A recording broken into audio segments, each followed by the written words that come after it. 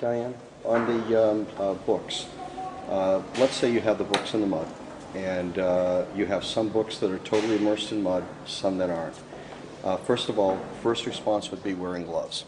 Okay. Secondly, maybe put in distilled water first, maybe do some interleaving and then do the freezing. Would that be a proper protocol? Yes. And more evenly Okay. wetting out in case they're half wet and not half wet, Van der Waals forces and so on?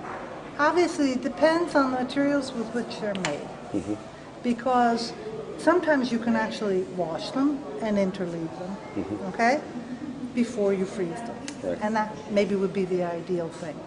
Depending on the types of objects. For example, in the National Library, there were things on parchment, but there were things on rag paper, and there were things on modern wood pulp paper. And these three, just to say three, had totally different necessities.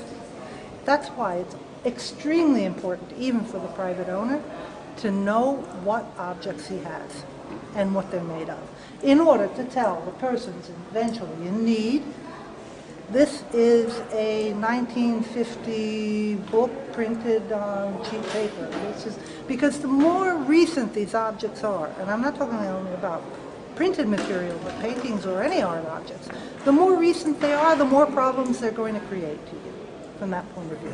So it's fundamental in these cases that whoever owns these objects has a knowledge, at least a basic knowledge and a listing, a report listing on what they are and what they're made of and what they are. Because that way, even if you're called into an emergency, they have the listing and say, well, this cannot be washed beforehand because that type of material won't stand up to it. It's better to freeze it as it is. These others, instead, you can.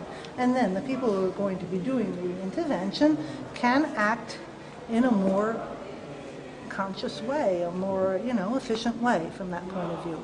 Because yes, it's true, some of the things can be and should be previously emergency treated, but not all, okay?